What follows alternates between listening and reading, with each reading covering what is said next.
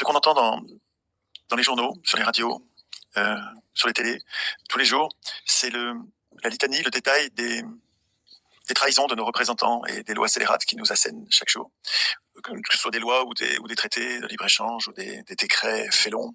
Et cette litanie des trahisons de nos représentants nous fait ressentir, au moins confusément, notre impuissance politique. Nous n'y pouvons rien. On ne peut que râler. Dans le meilleur des cas, on peut manifester, mais en fait, de moins en moins, la plupart du temps, les manifestations dégénèrent de façon violente et on se fait mutiler.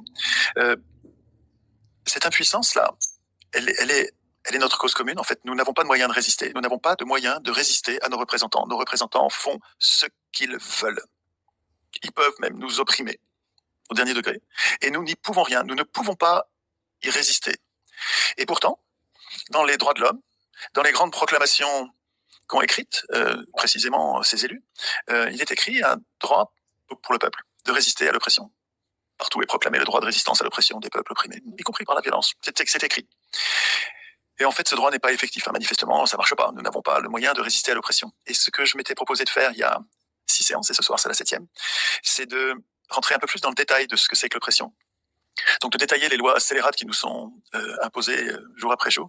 Et donc de présenter un tableau en 3 colonnes avec, dans la colonne de gauche, les missions de l'État, les missions de nos représentants, qu'est-ce qu'on attend d'eux et qui fait qu'on pourrait légitimement décider de leur obéir, quoi, hein, parce que s'ils remplissent toutes ces missions, c'est bien, ils ont une raison d'être et ok, on leur obéit, ils font les choses bien.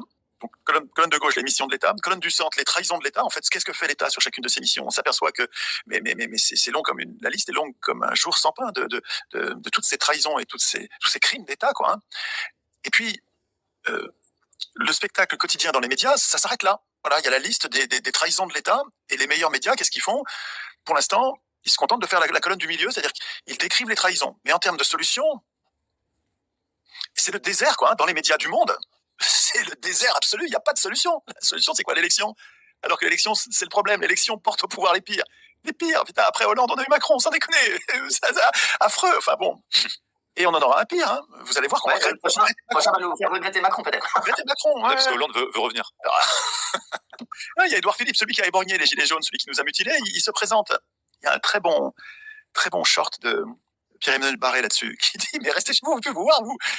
Non, vraiment. En tout cas, ce qui est important et original et spécifique dans cette émission, rendre effectif le droit de résistance à l'oppression, c'est qu'au tableau, il y a une 3e colonne qui a l'ambition de dépasser l'élection, de proposer autre chose comme solution que cette saloperie d'élection qui est le problème. Donc, et je rappelle que je m'étonne que aucun intellectuel du pays, et j'ai envie de dire presque du monde, quoi, c'est dingue, aucun autre intellectuel, aucune personne publique, aucun journaliste, aucun vrai journaliste ne dépasse l'élection comme solution. Et regardez la colonne de droite, ils mettent rien. Pas une ligne sur la Constitution, sur le pouvoir populaire de résister, pas une pensée, pas une minute de pensée d'intellectuel. Donc ces gens qui se disent souverainistes, ils sont pour la souveraineté, et ils n'ont pas un instant de lucidité sur le processus constituant qui ne peut être, qui doit être populaire. Mais ils n'ont même pas commencé à y réfléchir, mais c'est des souverainistes en peau de lapin, c'est des journalistes en peau de lapin, c'est des fakes, enfin c'est une désespérante hémiplégie ou paraplégie intellectuelle, enfin c'est incroyable, on n'arrivera jamais à s'en sortir avec des gens pareils, quoi. Il faudrait qu'ils percutent. Pourquoi est-ce que vous faites les choses? Et j'ai envie de dire aux intellectuels, aux journalistes, pourquoi vous bougez? Pourquoi vous faites ça? Pourquoi vous faites la liste des crimes de l'État, des lois scélérates? Pourquoi le faites-vous? Je parle même à des gens que j'adore, hein, des gens que j'aime beaucoup. Olivier Berruyer, Idrissa Berkane, Johan Ducanard, c'est des gens que j'adore. Enfin, je les aime vraiment, c'est bien ce qu'ils font, c'est des gens bien. Mais pourquoi vous faites les choses? Et je dis ça aux autres aussi, que je connais beaucoup moins bien, hein. Clémence de Toxin, comment il s'appelle le gars qui a, je devrais connaître son nom, hein, qui a créé Blast. Denis Robert. Je pense à Denis Robert aussi, qui pour moi est un héros, quelqu'un qui s'est battu seul contre les banques. À un moment, il avait 60 procès sur le cul, tout seul contre tout, avec Extreme. Donc pour moi, c'est un héros, ce type-là. Et il invite Eugénie Mérieux. Et c'est bien qu'il invite Eugénie Mérieux, hein. Moi, je veux des choix d'idées. Donc, enfin, il invite Eugénie Mérieux. Très bien. Mais tous ces gens-là, lui, ça va changer avec Eugénie Mérieux, il va se passer quelque chose. Alors là, pour le coup, voilà une première exception. Mais tous les autres, pourquoi vous faites les choses? Pour avoir des vues? Pour gagner de l'argent? Pour quoi? Avoir plus d'abonnés? Pourquoi vous faites les choses? Ou bien vous voulez régler le problème? Vous voulez vraiment un monde meilleur? Et vous croyez quoi? Que le petit candidat que vous aidez, il va gagner l'élection? C'est vrai que vous y croyez? Non, c'est pas possible, c'est humiliant. Enfin, non, c'est pas possible. Vous avez un autre plan. Quel est le plan des souverainistes? Comment vous allez faire si vous changez pas la Constitution? Et vous croyez que les dominants du moment, les tyrans du moment, ils vont changer la Constitution dans le sens du peuple? Vous y croyez vraiment? Mais c'est pas sérieux. C'est pas sérieux. Quand est-ce que vous allez percuter sur la priorité constituante? Quand est-ce que vous allez intégrer en vous-même que pour changer les choses comme il faut, il va falloir que vous y mettiez vous-même, vous, intellectuel. C'est pas méchant ce que je vous dis, c'est pas malveillant. Hein. Je parle à des gens que j'aime. Hein. Olivier, Idriss, Johan, pourquoi vous faites les choses? Vous voulez changer les choses? Comment vous allez faire? En opposant la gauche contre la droite?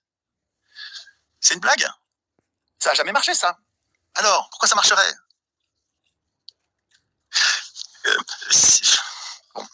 Donc, dans cette troisième colonne, on prend le temps de loi scélérate par loi scélérate ou groupe de loi scélérate par groupe de loi scélérate, on prend le temps d'examiner quelle est la puissance populaire, quelles sont les institutions donnant au peuple le moyen de se défendre lui-même contre ses représentants, puisque c'est ça l'oppression. Quand on dit oppression, c'est l'oppression des représentés par les représentants.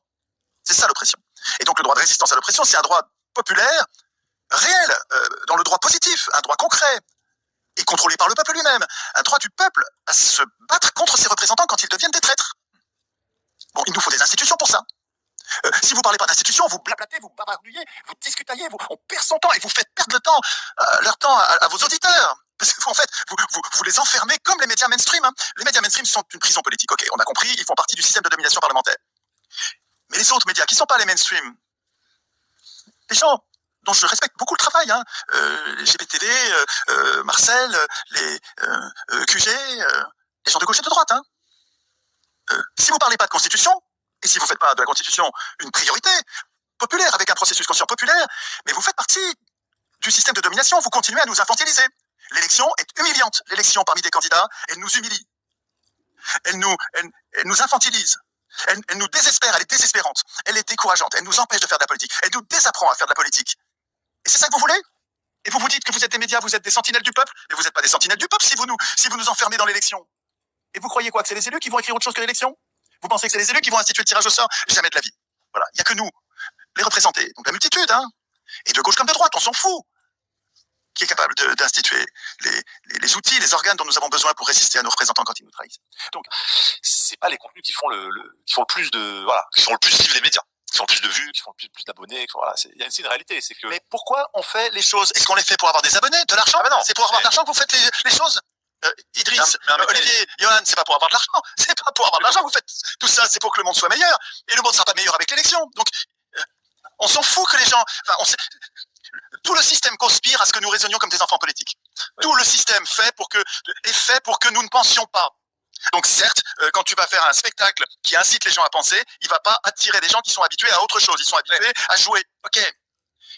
Mais si tu chasses de ton programme les émissions qui conduisent à penser l'émancipation, mais tu fais partie du système de domination. Je suis désolé. Si on pense qu'à l'audimat, c'est génial d'avoir un modèle économique qui te permet de faire ça. Vraiment, GPTV pourrait faire la même chose. Je crois qu'ils ont un modèle avec une revue qui leur permet de faire ça.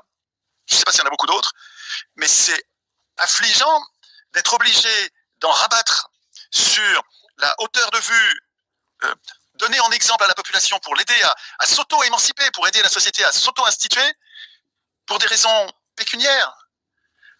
C'est désespérant.